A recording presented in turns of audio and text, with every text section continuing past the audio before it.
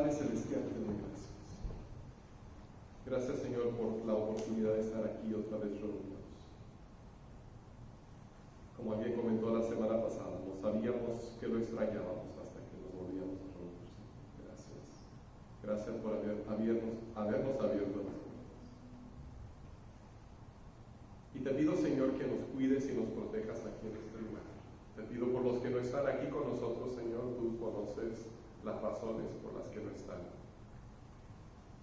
Pero ahora, Señor, en este momento queremos escuchar tu voz en nuestro corazón. Así que por favor, háblanos, Señor. Podamos sentir la majestad de tu presencia y escuchar tu voz, que a veces viene en un susurro y a veces viene como un estruendo. Pero háblanos, Señor, así como necesitamos escuchar. Te lo pido en el nombre de Cristo Jesús. Amén. Muchos de ustedes recordarán hace algunos años cuando vivía al lado de una iglesia. Esa iglesia era bonita, era una iglesia antigua, de un estilo clásico, y varias personas de la comunidad me comentaban cómo les gustaba el aspecto de esa iglesia. Era pues muy acogedora. Un fin de semana me fui a un retiro de varones. Y cuando regresé me encontré con una gran sorpresa. Durante la noche, un rayo había caído sobre esa iglesia y se había quemado. Y lo que ustedes pueden ver en la pantalla es una foto de esa iglesia en llamas.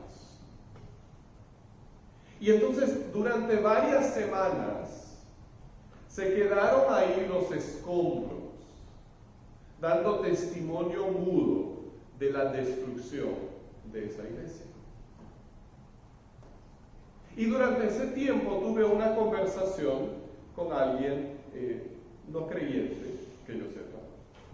Pero esa persona me dijo, yo no entiendo cómo Dios pudo permitir que eso sucediera con una iglesia. Y comprendo su confusión. Si es un lugar donde la gente se reúne para adorar a Dios, ¿cómo podría Dios permitir que una tragedia tan grande le sucediera? Es muy fácil pensar así.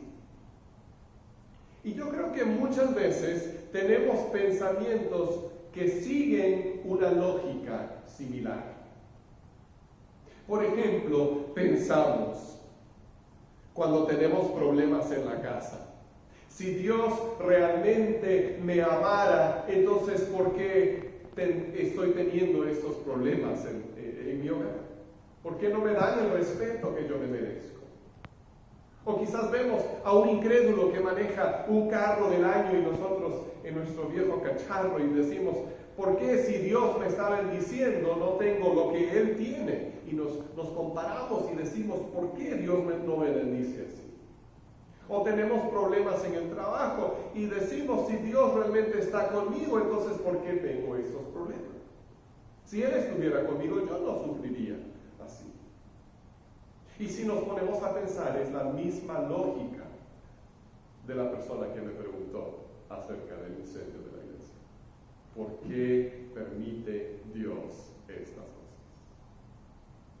¿Será que Dios no es tan poderoso como creemos o no es tan bueno como creemos? ¿Qué está pasando? Algo similar estaba sucediendo en la iglesia de Éfeso. El apóstol Pablo había fundado esa iglesia y Dios le había permitido realizar grandes milagros.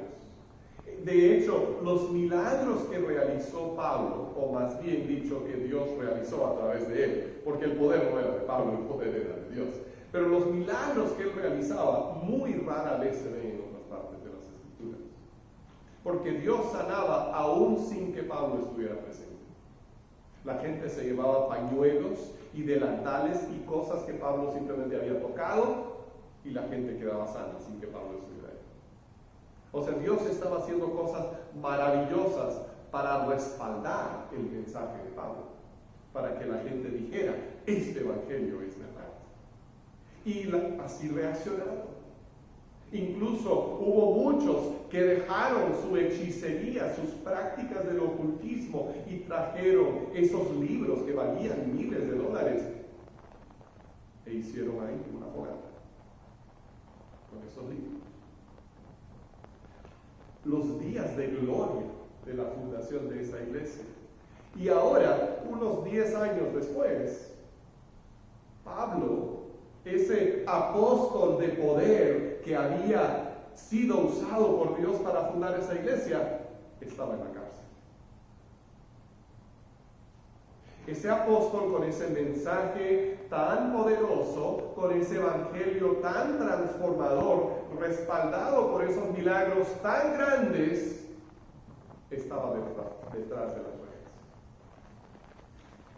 Y sería muy fácil, y de hecho seguramente había muchos miembros de la iglesia de Éfeso que decían, ¿qué pasó? ¿Qué pasó? ¿Será que Pablo hizo algo que no estaba bien de acuerdo a lo que Dios quiere? ¿O será que realmente el mensaje que Él nos predicó tuvo algún defecto? ¿Qué está pasando? Y entonces, en un punto y aparte, en la carta que Él les escribe, Pablo les da una explicación. Y esto tiene mucho que decirnos a nosotros ahora. Así que vamos a leer estos versículos y los vamos a leer por partes. Y vamos a pedirle a Dios que nos ayude a entender lo que nos quiere decir. Empezamos en Efesios capítulo 3, versículos 1 al 7. Efesios capítulo 3, versículos 1 al 7. Ahora, lo que Dios nos llama a hacer en este pasaje, lo que Dios nos llama a hacer aquí, es aprender a vivir por revelación. Dios nos llama a aprender a vivir por revelación. ¿Qué significa vivir por revelación? Significa vivir de acuerdo a lo que Dios ve y lo que Dios nos dice, y no de acuerdo a lo que nosotros vemos y lo que nosotros pensamos. Efesios 3, 1 al 7 dice así: por esta razón, yo, Pablo, prisionero de Cristo Jesús, por el bien de ustedes los gentiles, me arrodillo en oración. Ahora, aquí hay algo que los traductores de la Biblia han, en cierto modo lo han corregido para que se lea más corrido, pero en el idioma original, el apóstol Pablo ahí como que deja 3 puntos y se lanza a otro tema. Y luego regresa al tema de la oración en el versículo 14. Entonces, todo lo que viene del versículo 2 al 13 es como un punto y aparte, donde él dice, oh, pero espera, hay algo más que tengo que decirles primero. Sin duda, dice Pablo, se ha enterado del plan de la gracia de Dios que Él me encomendó para ustedes. Es decir, el misterio que me dio a conocer por revelación, como ya les escribí brevemente. Al leer esto, podrán darse cuenta de que comprendo el misterio de Cristo. Ese misterio que en otras generaciones no se les dio a conocer a los seres humanos, ahora se les ha revelado por el Espíritu a los santos apóstoles y profetas de Dios. Es decir, que los gentiles son, junto con Israel, beneficiarios de la misma herencia, miembros de un mismo cuerpo y participantes igualmente de la promesa en Cristo Jesús mediante el Evangelio. De este Evangelio llegué a ser servidor. Este fue el regalo que Dios me dio por su gracia, conforme a su poder eficaz. Ahora vamos a detenernos aquí por un momento en la lectura. Dios le había revelado al apóstol Pablo un misterio. Y de esto hablamos más a fondo la semana pasada. Ese misterio, esa nueva verdad, porque eso es lo que significa un misterio en la Biblia, una nueva revelación, una nueva verdad, es esta, que en el Evangelio, tanto los judíos como los gentiles llegan a ser herederos de las promesas de Dios por medio de Jesucristo. En otras palabras, Jesús es el Salvador y el Mesías de todos, no solamente de los judíos. Ahora, nosotros hemos llegado al Evangelio entendiendo todo esto. Para nosotros no es ningún misterio. Pero si nos ponemos por un momento en la situación de un gentil como nosotros hace 2000 años, que toda su vida se le ha dicho, tú no puedes ser parte del pueblo de Dios, porque no eres judío. Dios no te ama, Dios no te quiere. Y ahora llega esta nueva verdad, que no es nueva en la mente de Dios, pero es nueva para nosotros, ¿no? Jesús murió por ti, así como Él murió por su pueblo, por los judíos. De veras, yo no tengo que hacerme judío para formar parte del pueblo de Dios. Qué maravillosa noticia. Jesús es el Salvador de todos. Ahora, esa gran revelación no llegó a Pablo porque él se la merecía. El versículo 7 lo dice muy claramente. De este evangelio llegué a ser servidor como regalo que Dios, por su gracia, me dio. Si nos ponemos a pensar en el apóstol Pablo, él muy literalmente iba por un camino equivocado. Iba camino a buscar a los creyentes para arrestarlos. Y fue en ese camino equivocado que Jesús se le apareció. Y lo salvó. Y lo llamó. Le dio esa encomienda de predicar el Evangelio. Entonces fue un regalo de pura gracia. Pablo no era un hombre que andaba buscando a Dios y Dios le reveló lo que le reveló. Era un hombre que andaba trabajando en contra de Dios. Y Dios, por su gracia, lo llamó. Del mismo modo, sin que nosotros lo merezcamos, y totalmente para su gloria, Dios nos ha revelado grandes verdades a nosotros. Tenemos toda la revelación que necesitamos para vivir, si la recibimos, si la buscamos, si la aceptamos.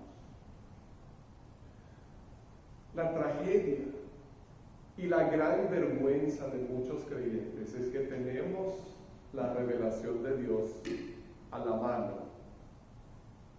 pero la dejamos a un lado y prestamos más atención a otras cosas que a la palabra de Dios.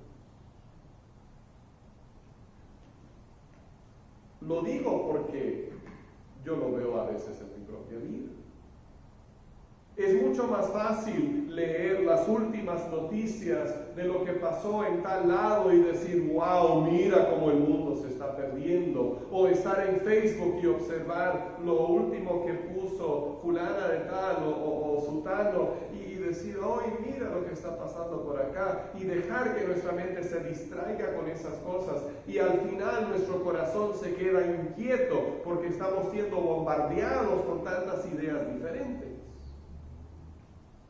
Y a veces lo que tenemos que hacer es simplemente apagar el celular,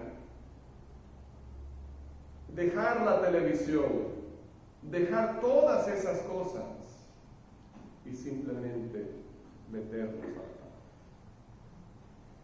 Porque Dios nos ha dado su revelación y es capaz de transformar nuestra mente.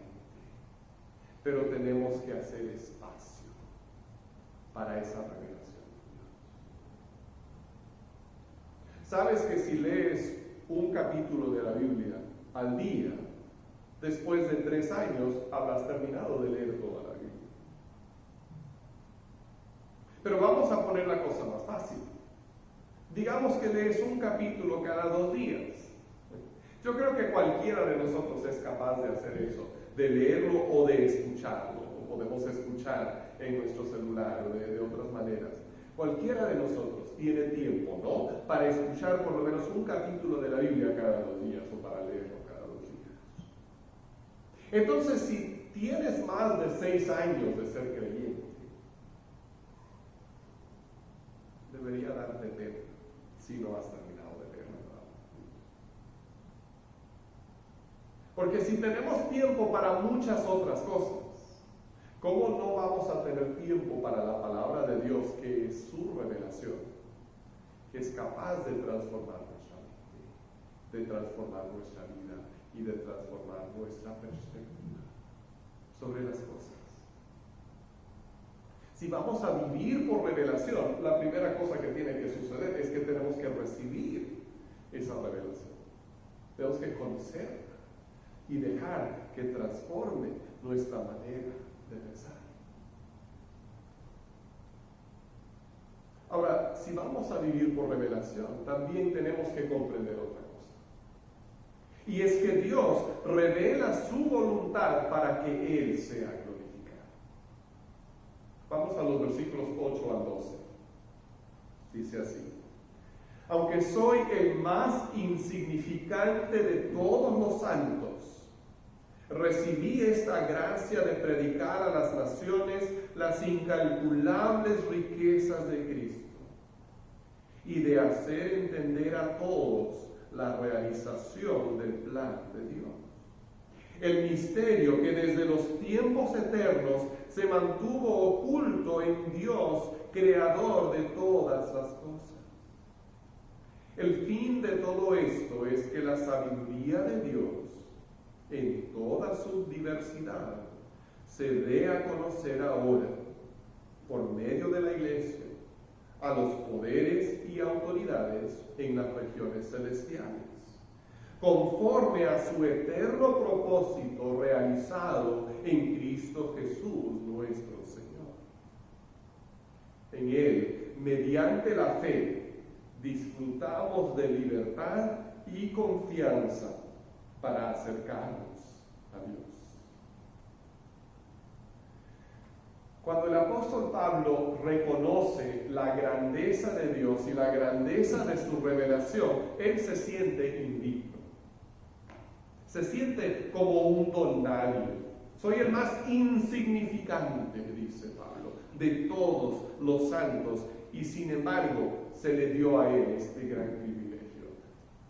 Él piensa dentro de sí: ¿cómo es posible que a mí, que fui perseguidor de la iglesia, Dios me diera este gran privilegio? Y aquí está la respuesta. Cuando Dios te habla, no es para que tú te luzcas, es para la gloria de Dios. Y Dios es glorificado en nosotros cuando no nos fijamos en nosotros, sino en Él y en lo que Él nos dice.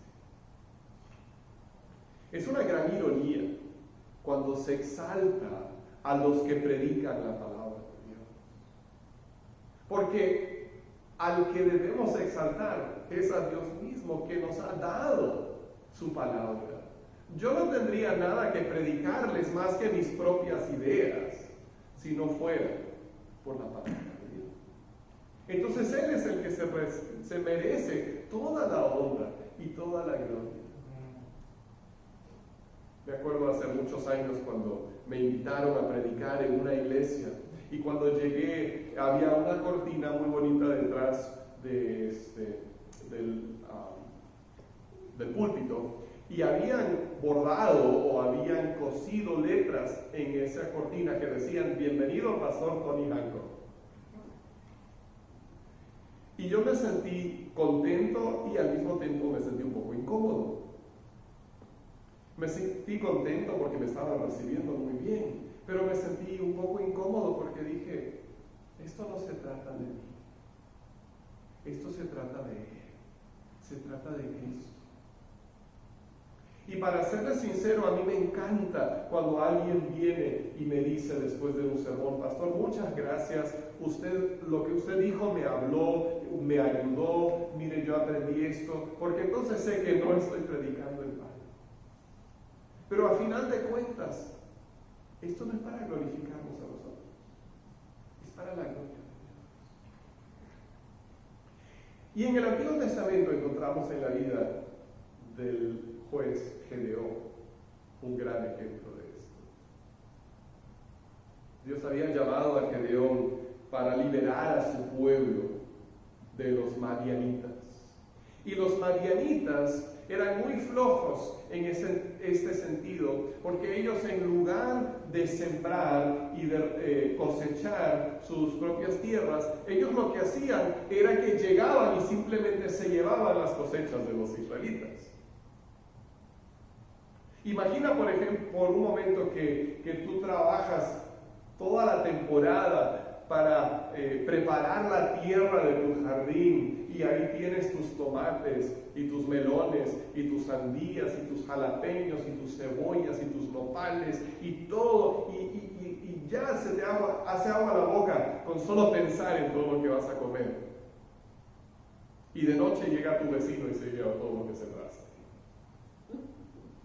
¡Qué coraje!, ¿no? Y eso era precisamente lo que estaban haciendo los madianitas. Estaban dejando a los israelitas sin poder comer literalmente el fruto de sus manos, sino que se llevaban la cosecha.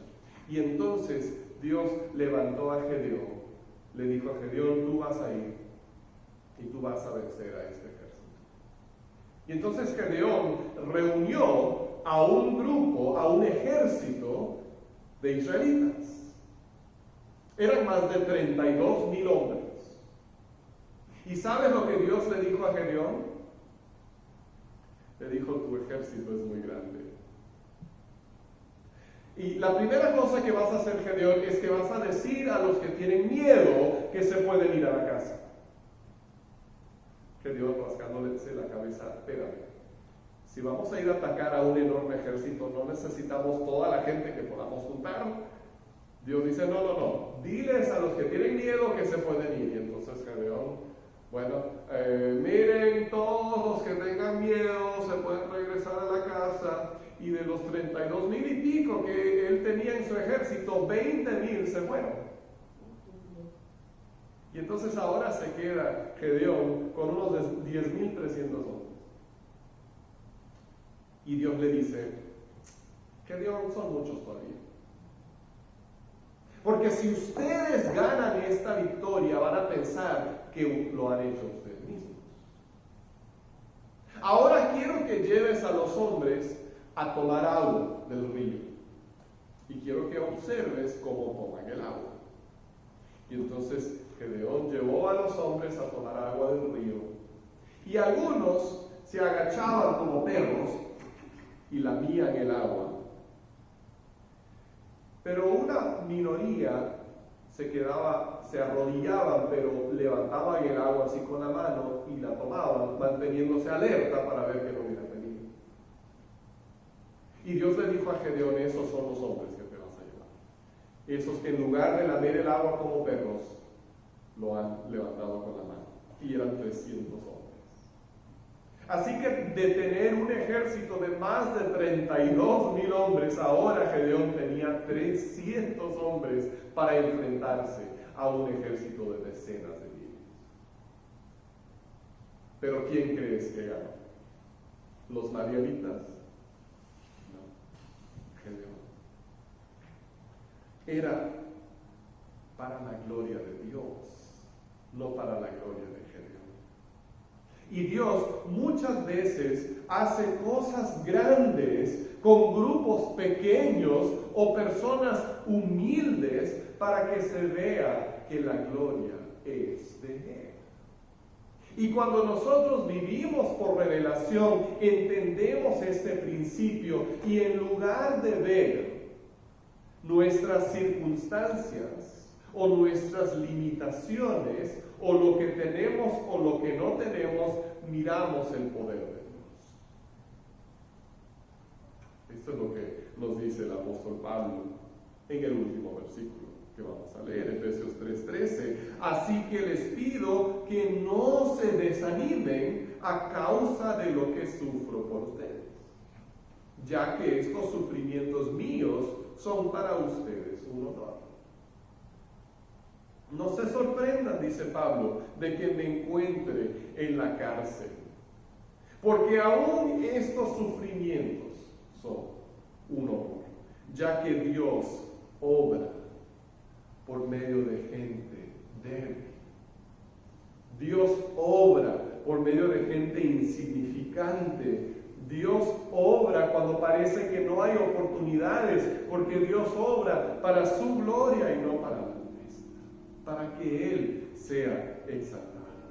Y yo estoy convencido de que Dios puede hacer cosas muy grandes con nosotros también, pero nosotros cortamos el fluir del poder de Dios cuando queremos que la atención sea para nosotros, en lugar de que la gloria sea para Dios. Esto hasta sucede en las iglesias. Cuando queremos ser más grandes o mejores o más impresionantes o más lo que tú quieras que otra iglesia, cuando queremos demostrar que nosotros sí estamos bien y ellos están mal, entonces lo estamos haciendo para nuestra gloria y no para la gloria de Dios. Que las demás iglesias hagan lo que van a hacer y que Dios los bendiga. Pero Él va a obrar a través de nosotros, no para que se vea que nosotros sí somos una buena iglesia, sino para que se muestre que Dios es el Dios verdadero y que Él es grande y que Él es glorioso y Él es majestuoso. Dios obra para su gloria.